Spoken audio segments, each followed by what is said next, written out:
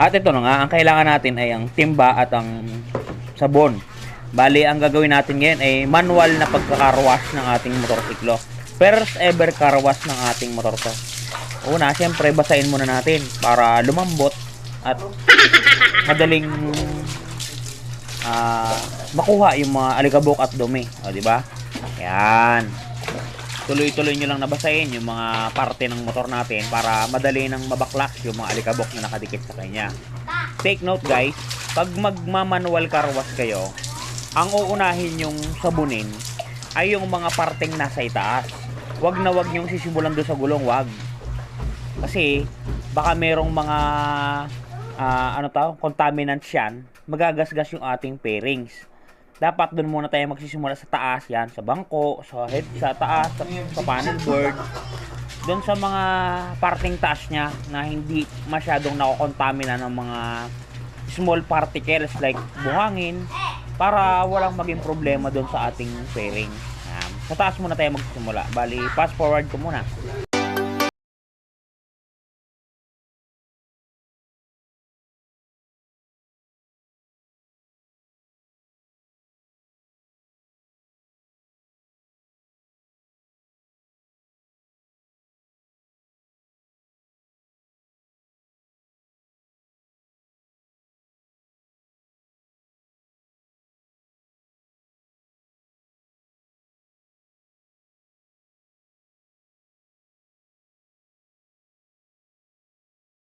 Pala guys, mapapansin nyo, pagkasabon ko ng mga taas na parte niya, binabanlawan ko na siya agad ng tubig.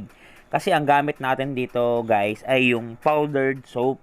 Pagka natuyo kasi to, mababakat-bakat siya dun sa ating fairings. Kaya mas magandang banlawan nyo na muna yung parting na sabon nyo, yung parting taas. Once na na-clear nyo na yung sabon nun, pwede nyo na siyang iwan muna para matuyo siya.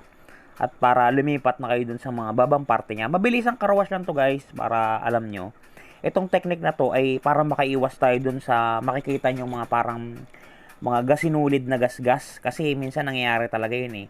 Ito para makaiwas kayo sa mga ganong senaryo. Yan. Once na alis yun na yung mga bula-bula, pwede na kayo magsimula dyan sa makina, sa gulong, sa mga lahat ng pangilalim para maging mabilis tayo. Okay, fast forward ulit natin.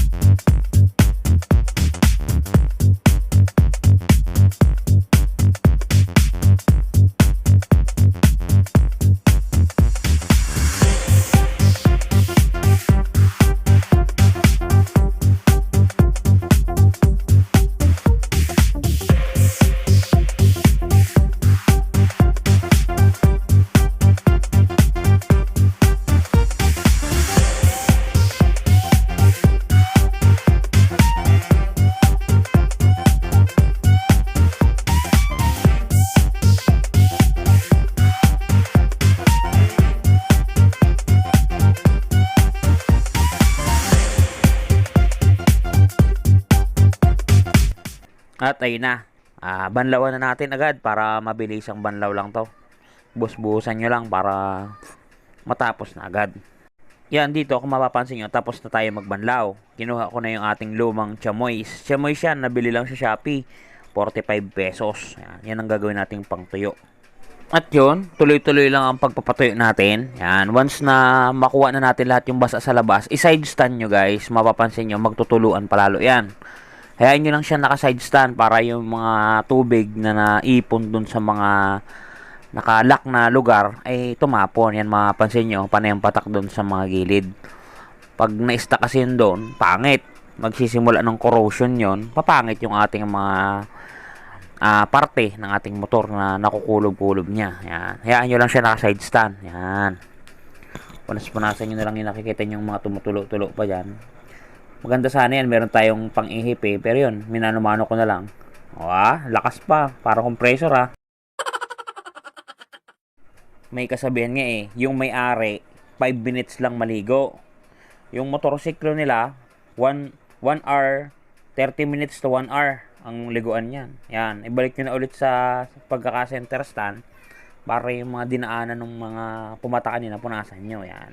Huli nyo laging pupunasan yung gulong para kung sakaling may makuwang contaminants, hindi nyo na maipupunas dun sa mga katakatawan niya. Diba? Yan. Pero linis na yan. Bali, yan. Balik alindog na naman. Malinis na naman yung ating sasakyan. Yan. Punas-punasan nyo lang para goods na goods. Yan, bali gagamitan natin ng mga pampakintab yan.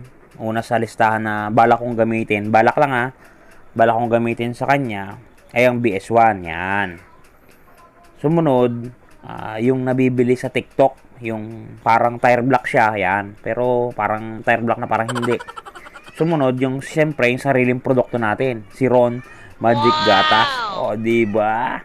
Yan, goods na goods yan. Yan guys. Ang pag-apply ng Magic Gatas ko, kung mapapansin nyo, hindi ko siya ini-spray doon sa lahat ng parte ng motor. Doon lang sa mga kulay black. Yan, sa mga kulay black lang na yan, yung mga tinuturo ko na yan. Doon ko lang siya ina-apply. Yan, yung sa mga black na yan. I-sprayin ko lang siya. I-sprayin ko lahat yung kulay itim na nakikita ko. Yung itim lang, hindi yung mga gray. Basta yung mga itim lang. Yan. Lahat na nakikita kong itim dyan. Ngayon, pagka-spray ko nyan, lahat yan, paikot-ikot, iiwanan ko lang yan ng mga 1 minute to 2 minutes para mag-concentrate yung ating Magic Gatas na legit. Legit yan. Yan. Mura lang yan guys. Baka gusto nyo. Yan. Spray nyo lang yan. Tapos iwanan nyo muna yung in-spray nyo Magic Gatas. Bali itong parang tire block natin. Papantira naman natin to sa gulong. Yan. Baka may mga bashers yan, sabihin, dudulas yung gulong. Hindi guys, hindi naman ako nagbabangking. Bali, bahay, trabaho lang yan. Malapit lang, bali 1 kilometer lang yung tatakbuhin yan. At hindi naman tayo nagwawaswas. Tatakbo 60-60 lang.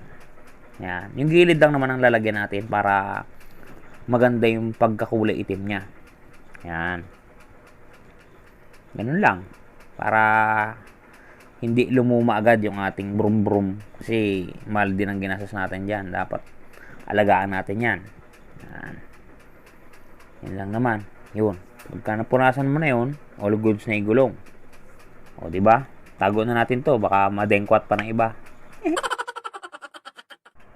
Kaya sumunod, mapapansin nyo, kunin natin yung BS1 pero wag na natin gamitin to, baka umulan.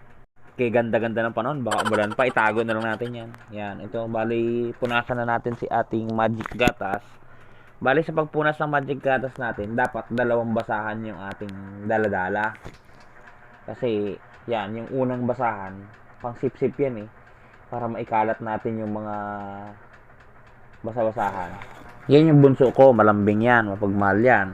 Laging gala yan, papunta doon sa lola niya.